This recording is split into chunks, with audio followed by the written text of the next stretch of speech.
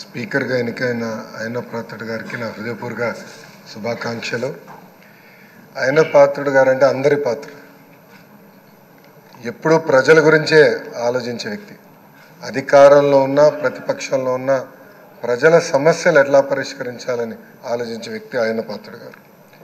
అయ్యన్న పాత్రుడు గారు అంటే ఒక పోరాటం, ఒక పౌరుషం.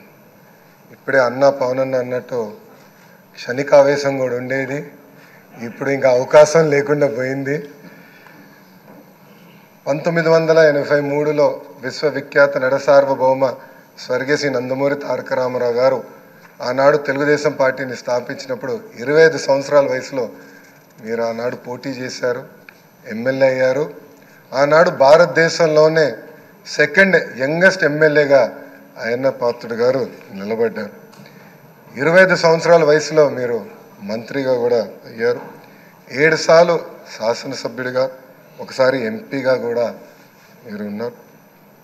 7 సార్లు ఒకే నియోజకవర్గం, నర్సీపట్నం నియోజకవర్గం ఏ అదృష్టం చేసుకుందో నాకు తెలియదు, కానీ 7 సార్లు కూడా నర్సీపట్నం నియోజకవర్గం ఎమ్మెల్యేగా మీరు నిలబడ్డారు. 16 సంవత్సరాలు మీరు మంత్రిగా చేశారు. చూస్తే టెక్నికల్ ఎడ్యుకేషన్ కానీ 3 సార్లు R&B, forest, environment, science and technology, Panchayati Raj గ్రామీణాభివృద్ధి శాఖ మంత్రిగా కూడా మీరు చేశారు. ఈ హౌస్లో ఎవరికి తక్కన ఒక అదృష్టం నాకు దక్కింది. మీ తర్వాత పంచాయతీరాజ్ గ్రామీణాభివృద్ధి శాఖ మంత్రి ఏదో అవకాశం నాకు దక్కింది. ఆనాడు మీరు ప్రారంభించిన పనులని పూర్తి చేసే అవకాశం నాకు ఇచ్చారు. మీ నాయకత్వంలో 25,000 కిలోమీటర్లు సీసీ రోడ్ వేసాం, ప్రహరీ గోడలు కట్టాం, పంచాయతీ భవనాలు కట్టాం.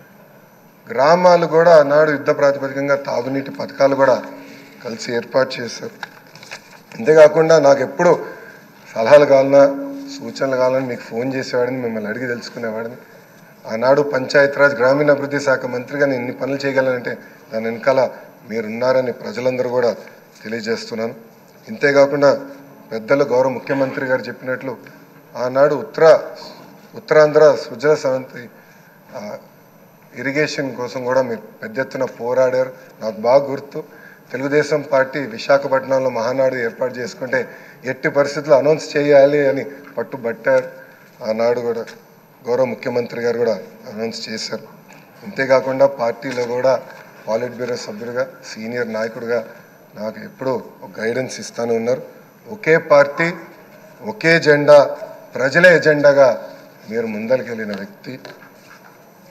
గత 5 సంవత్సరాలు మీరు కూడా ప్రభుత్వం చేతిలో ఒక బాధితులు.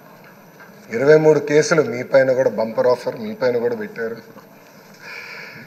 మీ పైన కూడా నిర్భయ కేసు పెడతాం కానివ్వండి, అని చేస్తాం, చాలా బాధాకరం.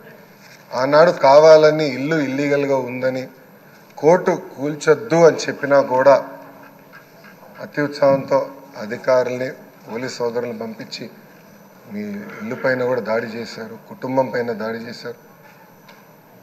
మీ భార్య కానీ 2 అబ్బాయిలు కూడా బాధితులై ప్రభుత్వం చేతుల్లో. ఆనాడు నేను నర్సీపట్నంకు వెళ్ళాను, కుటుంబాన్ని కలిసినప్పుడు వాళ్ళని ఒకటే అడిగాను, ఇక్కడికి మీరు ఎందుకు వచ్చారు? మీ అవసరం రాష్ట్రానికి ఉంది, ఏం పర్వాలేదు, అయ్యన్న పాత్రుడు గారు పోరాడతారు, ఎక్కడికి వెళ్ళరు, మీరు వెళ్ళి అందరు కార్యకర్తల్ని కాపాడండి అని తల్లి కూడా నాకు చెప్పడం జరిగింది.